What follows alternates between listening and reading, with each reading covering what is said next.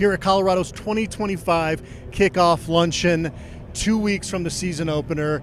This is a giant pep rally. Not a ton to take away from this event, but obviously a lot of excitement and an opportunity for us to get a chance to meet some fans and just get a chance to chat. Yeah, it's always a nice thing, and fans and just some people in administration and involved with the program that you don't normally get to see and chat with, and especially in a casual environment. So it's always kind of a nice thing. There's never really any news that comes out of it, but it's nice for the fans to get to hear from Coach Prime and the coaches and a few of the players, and saw Jordan Seaton and others signing autographs and things like that. So kind of a cool deal for the fans. Yeah. Well, Coach Prime did say something that stood out today. He said that last year was about getting Miss Peggy to a bowl game. They accomplished that. He said this year they got to get to a bowl game and they got to win it now. Yeah.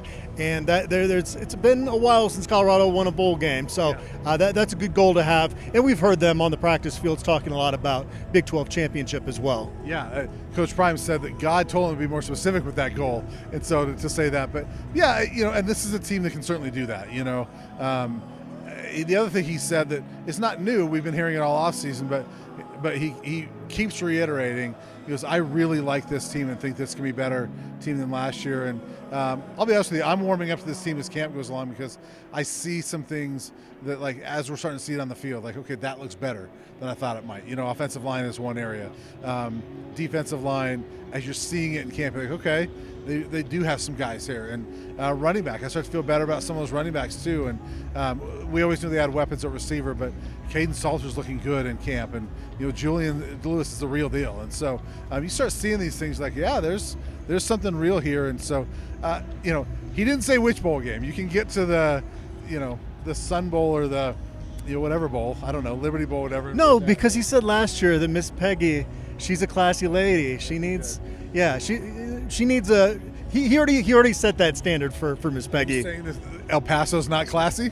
I have heard that they take really good care of the media at the Sun Bowl, but I can't necessarily say El Paso's at the top of my wish list. Well, our intention here is not to, alienate any fans in any areas of the country, but yeah, look, the bottom line is this team, I think, is a bowl team. I look at it, and they're certainly a bowl team. If you're in there, you can definitely win it. And man, the other thing that we keep hearing, we heard about today, is Swayze.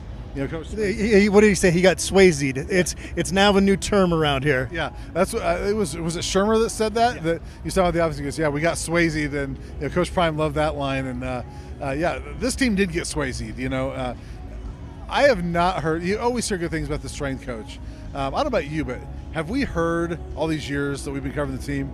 Have you heard a strength coach mentioned more often without being prompted than Coach Swayze?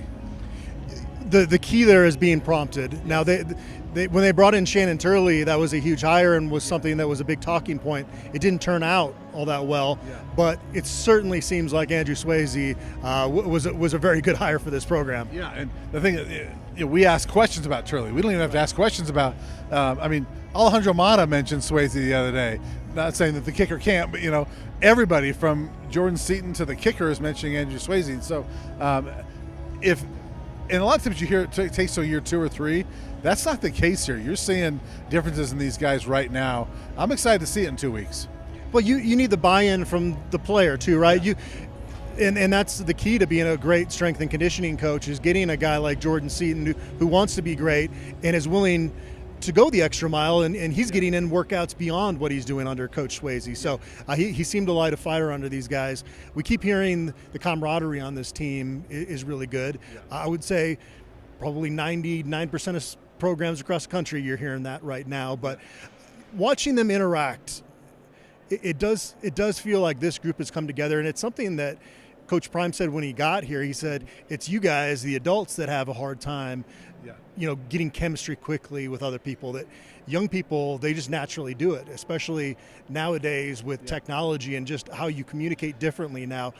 So I was really worried about how that continuity and chemistry and leadership in a program would look if you're building it primarily over the portal. Yeah. It hasn't been as big a deal as I maybe thought it was going to be. Yeah, and I always remember, Shiloh Sanders told me last summer at Big 12 Media Day, he goes, look, I can tell within a few minutes whether I'm cool with you, whether we can hang out or not. And so I think that is a young people thing, younger generation. A lot of us are all set in our ways as we're old. I'm old. I don't know about you, but we are set in our ways. But yeah, and this team, we've heard from a few people. Amarion Miller told me last week at Media Day, he's like, yeah, this is the closest team I've been a part of. Arden Walker said that.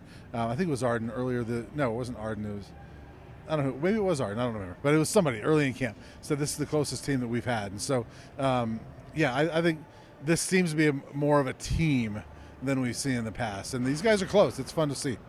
Unfortunately, I have a feeling the next 2 weeks are going to go by really slowly because it's just hard. You get to this point of camp, and even Coach Prime said this is, the time when guys get a little lackadaisical. There's really no way around that. That's just human nature. So you got to pull them through that. And we were talking before we hit record, there's probably not going to be a whole lot that's going to make us change our opinions about this team at this point. So it's like, okay, wake me up when it's August 29th. Right, and I was kind of joking. It's almost like a presidential election. Like, really, who in the last couple of weeks hasn't made up their mind who they're going to vote for? At this point, you've probably made up your mind what you think this team is going to be like. I have my thoughts on what it's going to be. I'm sure you do as well. The one thing about these next 2 weeks, there's only one more week until it's a game week. And so we have one more week of camp. And then the nice thing is I'm glad that the first game is on a Friday night, so we don't have to wait till Saturday. And plus I like the night games at Folsom. And so I hope it goes by fast. I think you're probably right.